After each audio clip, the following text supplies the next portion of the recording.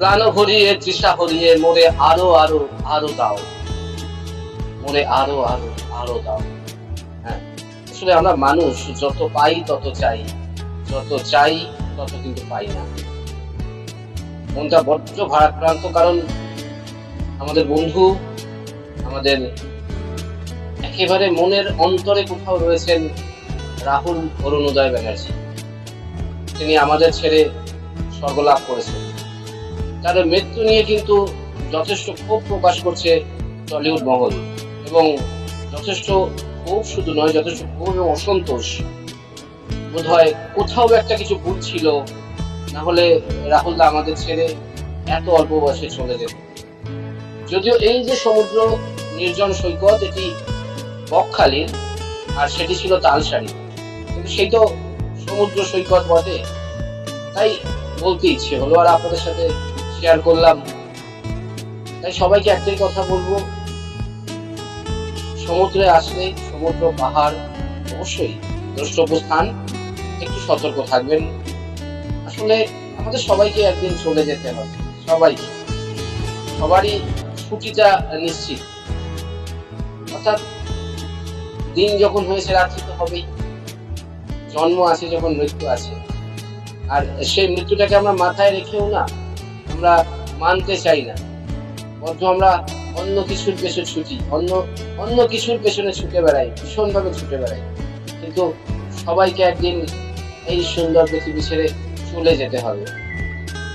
বিশ্বাস করুন, বলতে ইচ্ছে করছে না, তাও তাও বলছি যে ভালো থাকুন। আসলে আমাদের ভালো থাকাটা না ভীষণ প্রয়োজন, ভীষণ প্রয়োজন। ভালো থাকাটা সত্যিই ভীষণ প্রয়োজন, কারণ কয়েকদিনের আমরা অতিথি মাত্র, কয়েকদিনের মাত্র। সেখানে এতটা এতটা নির্দয় কেন? কিন্তু আমরা তো বারবার ছোট থেকে পড়েছি বইতে, না, মানুষ মানুষের জন্য, জীবন জীবনের জন্য, এটা তো গানও আছে একটা। তো কেন আমরা মানুষ মানুষের জন্য নই বলুন তো? কেন এত হাহাকার, কেন এত হানাহানি, কেন মানুষে এত এতটা নিষ্ঠুর মানুষ? আপনি একটা ভালো কাজ করছেন, দেখবেন আপনার পিছনের মানুষটা আপনাকে, হ্যাঁ ঠিক ধরেছেন, সেটা দেওয়ার জন্য বসে আছে। কেন বলুন তো? ভালো থাকুন আর নিজেকে ভালো রাখুন। আর একটা কথা মনে রাখবেন, নিজেকে ভালো রাখার নাম জীবন নয়, কিন্তু আপনার সামনের মানুষটাকে ভালো রাখার নাম জীবন। আপনার সামনের মানুষটাকে ভালো রাখুন, দেখবেন আপনিও ভালো থাকবেন। চলুন, অনেকগুলো ভারী ভারী কথা বললাম, একটু সমুদ্র দেখাই আপনাদেরকে। এটা হচ্ছে বকখালি সেই সমুদ্র, যে সমুদ্র আপনারা দেখছেন, এটা বকখালির সমুদ্র সৈকত।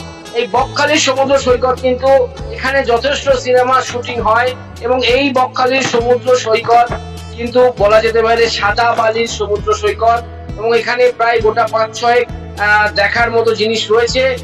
অর্থাৎ দূরে আপনারা দেখতেও পাচ্ছেন, ওই যে দেখছেন বায়ুকল, ওটা বলছে বায়ুকল। ওই বায়ুকল থেকে যখন ওইগুলি চলে হাওয়ার মতো, মানে ফ্যানের মতো ঘোরে, ওটার দ্বারা তাপ, অর্থাৎ বিদ্যুৎ উৎপাদন হয়, বিদ্যুৎ উৎপাদন হয়। আর সেই বিদ্যুৎ দিয়েই কিন্তু এখানকার সমস্ত কারেন্ট, অর্থাৎ বৈদ্যুতিক সমস্ত জিনিসপত্র চলে। এবং তার পাশেই কিন্তু রয়েছে একটি পার্ক, রয়েছে ইকো পার্ক। হ্যাঁ, এটা এখান থেকে দেখানো সম্ভব না, ইকো পার্ক আপনাদেরকে দেখাবো পরে। তো এইভাবে কিন্তু চলছে, এবং এটি আবারও বলছি, আগেও বলেছি, এটি সাগর বিধানসভার অন্তর্গত। এখানকার যে তৃণমূল প্রার্থী রয়েছে বঙ্কিমচন্দ্র হাজরা, তিনি যেহেতু ইলেকশন ডিক্লেয়ার হয়ে গেছে, তাই উনি এখন মন্ত্রী নয়, কিন্তু তথাকথিত উনি এখন মন্ত্রী নয়, কিন্তু উনি মন্ত্রী ছিলেন, এবং আগামীতে হয়তো উনি মন্ত্রী থাকবেন, বঙ্কিমচন্দ্র হাজরা। এখানে আমরা বিভিন্ন জায়গায় কথাও বললাম, বিভিন্ন মানুষের সাথে কথা বললাম, চায়ের দোকানে কথা বললাম, বিভিন্ন মানুষের সাথে কথা বলে জানতে পারছি মোটামুটি এখানের যে আসনটি, এটা কিন্তু তৃণমূলের জন্যই সংরক্ষিত। অর্থাৎ আমরা এখনই আপনাদেরকে বলে দিচ্ছি যে 4 মে এই সাগর বিধানসভাকে থেকে কিন্তু তৃণমূল প্রার্থী জয়ী হবে, অর্থাৎ বঙ্কিমচন্দ্র হাজরা। আমাদের সার্ভে কিন্তু এটাই বলছে যে এখান থেকে সাগর বিধানসভা থেকে কিন্তু বঙ্কিমচন্দ্র হাজরাই জয়ী হবেন। তো এরকম ভালো ভালো খবরের আপডেট পেতে চোখ রাখুন নিউজ ভারত 24 আওয়ার্সের পর্দায়।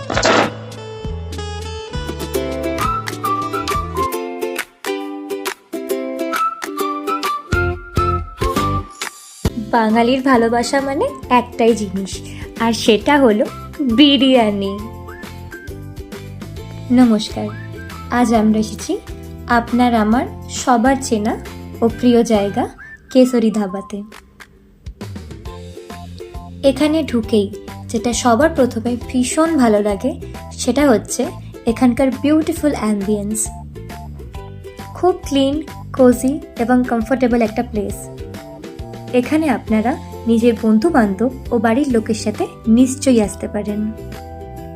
আমি কথা দিচ্ছি আপনারা সবাই কিন্তু ভীষণ খুশি হবেন। 300 টাকা ফেরত দিচ্ছি। 200 টাকায় মাটন বিরিয়ানি, 200 টাকায় মাটন বিরিয়ানি আর চিকেন বিরিয়ানি 140 টাকা আর আনলিমিটেড রাইস। এত কম দামে, তাও আনলিমিটেড রাইস।